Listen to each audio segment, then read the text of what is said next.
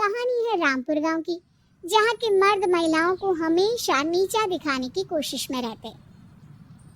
अरे अभी तक खाना नहीं आया, क्या मुझे एक और शादी करने की जरूरत है?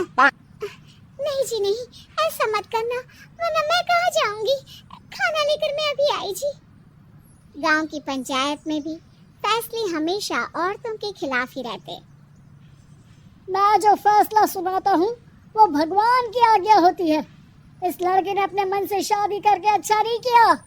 लड़के को घर भेज दो और इसकी शादी इसकी जाति की किसी लड़के से करवा दो, लेकिन ये लड़के, इसे तो गांव के बाहर निकाल दो। नहीं नहीं जमींदार साहब, ये क्या बोल रहे हैं? ऐसा नहीं हो सकता। मेरी बेटी मासूम है, इसे अच्छे बुरे की समझ नहीं है।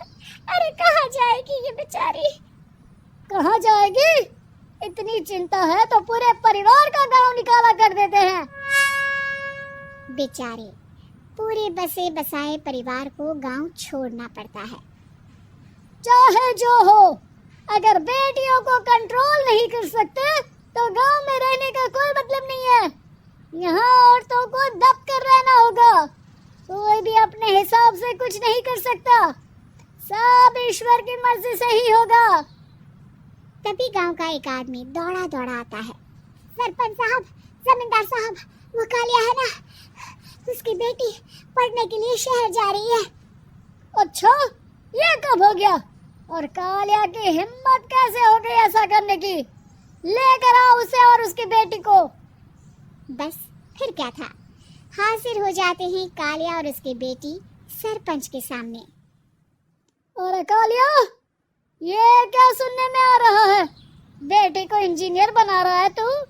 और ये बता, गांव में तो स्कूल नहीं है, फिर कहां से इतनी क्लास पास कर गई तेरी बेटी? राधा, जो कि कालिया की बेटी है, उसे लगता है कि सरपंच उसकी तारीफ कर रहे हैं। सरपंच जी, मैंने ऑनलाइन पढ़ाई की है, डिस्टेंस लर्निंग से। सभी में मैंने अच्छे नंबर पाए हैं, जिसे देखते हुए शहर की इंजीनियरिंग कॉलेज में मुझे स्कॉलरशिप मिली है। वाह जी वाह, क्या होती है ये? पहले तो ये बताओ, फिर आगे की बात करते हैं। पूरा गांव राधा की बात सुन रहा था और राधा बोलती जा रही थी। तो ऐसे मैं फ्री में एक अच्छी शिक्षा लेकर गांव में जो कुछ परेशानियां हैं, जैसे बिजली, पानी और इंटरनेट जैसी समस्याओं के लिए काम करूंगी। मैं गांव को शहर से जोड़ने के लिए पुल का निर्माण करवाने का प्रस्ताव रखूंगी। मुझे पूरी उम्मीद है कि जल्द ही हमारा गांव भी तरक्की की राह पर चल पड़ेगा। राधा की बात सुनकर सारे गांव वाले ताली बजाने लगते हैं। सरपंच को समझ नहीं आता कि वो क्या करे। चुप रह नादान लड़की, गांव के खिलाफ जाने के लिए तुझे गांव से बेदखल कर दिया जाएगा, वो भी पूरे परिवार के साथ। और हाँ, अगर ठीक से गांव में रहना चाहती है तो ये पढ़ाई लिखाई छोड़ दे। हम तेरे लिए गांव का कोई होनहार लड़का देखेंगे। तभी गांव का एक आदमी बोल पड़ता है। अरे नहीं नहीं सरपंच जी, राधा बिटिया जो बता रही है, अगर वैसा हो जाए तो हम लोगों को पैसा कमाने के लिए बाहर नहीं जाना पड़ेगा। हाँ जी, और ना ही कोसों दूर पानी के लिए भटकना पड़ेगा। हमारे बच्चे भी अच्छी पढ़ाई कर सकेंगे और आगे बढ़ेंगे, ना कि हमारी तरह खेती करते बैठेंगे। क्यों गांव वालों, राधा बिटिया का साथ देना चाहिए ना। सरपंच देखता है कि गांव राधा के साथ है तो वो चुप हो जाता है। वो घर आकर अपने सलाहकार से बात करता है, जो बहुत ही चालाक किस्म का इंसान होता है। अरे सरपंच साहब, आपको बहुत ही होशियारी से काम लेना पड़ेगा। एक बार गांव तरक्की कर गया, यहाँ के बालक पढ़ लिए तो कोई ना पूछेगा आपको। और फिर ये जो बेटा और बेटी है ना आपके, इनको भी आम लोगों की तरह ही जीवन जीना होगा। हाँ, लेकिन करे तो क्या करे? वो ना आप मुझ पर छोड़ दीजिए, बस मैं जैसा बोलूं करते जाइए। अगली रोज सुबह जब गांव वाले सोकर उठते हैं तो राधा के घर के बाहर और साथ ही वो लोग जिन्होंने राधा का सपोर्ट किया था, उनके घर के आगे लाल रंग से कल आऊंगी लिखा होता है। कल आऊंगी, यह क्या होता है? अरे यह तो खून से लिखा है, लगता है कोई भूत प्रेत या चुड़ैल का साया है।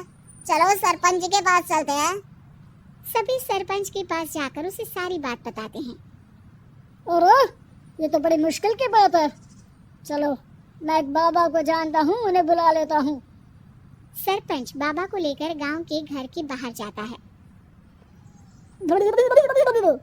ओहो, तो ये वो चुड़ैल है जो उन लोगों को निशाना बनाते हैं जो गांव को बदलने का सपना देखते हैं। वो गांव को ऐसे ही संपन्न देखना चाहती है, वो नहीं चाहती कि कोई बाहरी यहाँ का कायाकल्प करे। क्या तुम लोगों में से किसी ने गांव को बदलने की सोच रखी है? तभी राधा की माँ रोते रोते आती है। मेरी राधा घर से गायब हो गई है। अरे कोई तो बचाओ, मेरी बच्ची कहाँ गई?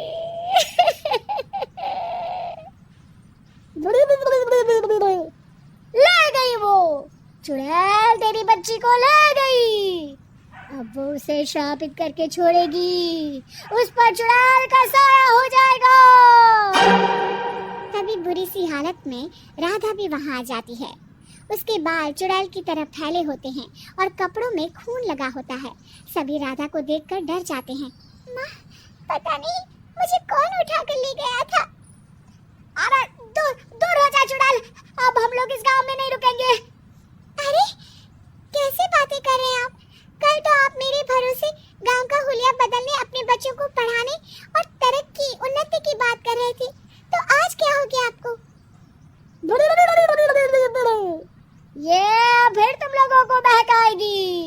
ये चुड़ैल गांव में आ चुकी है, ऐसे ही ये तुम्हारे घर के बच्चों को भी ले जाएगी। गांव वाले राधा को गांव से बाहर निकाल देते हैं। उसके माँ बाप रोते रहते हैं, लेकिन गांव वाले नहीं मानते। मैं भी अपनी बहन के साथ गांव के बाहर रहूंगा, लेकिन वो पढ़ाई नहीं छोड़ेगी। वहीं सरपंच के घर पर सलाहकार कहता है, देखा, सांप भी मर गया और लाठी भी नहीं टूटी। लेकिन अगले ही दिन सरपंच के घर के बाहर भी वही शब्द लिखे होते हैं। और फिर सरपंच की बीवी कहती है, हमारी बेटी को किसी ने अगवा कर लिया है। तभी राधा का भाई वहां आ जाता है। अरे गांव वालों, मैंने सरपंच जी की बेटी को देखा था, वो चुड़ैल उसे उठाकर ले जा रही थी। अरे क्या मजाक कर रहे हो?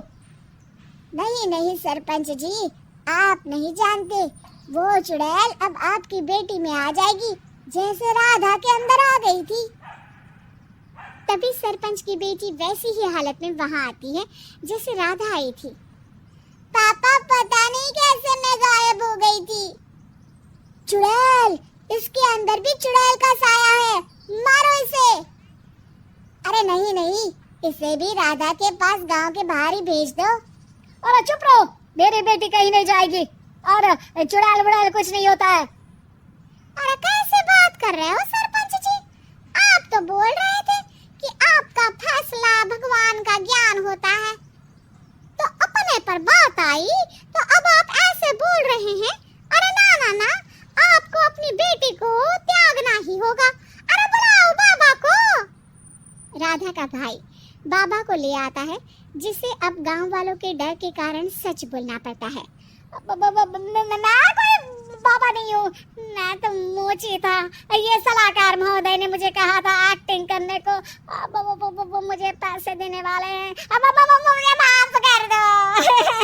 गलती हो गई, मुझे माफ कर दो। तभी वहां राधा आ जाती है। देखा सरपंच जी, जब गांव के बच्चे साक्षर होंगे तो आप जैसे लोगों की चालाकी नहीं चलेगी।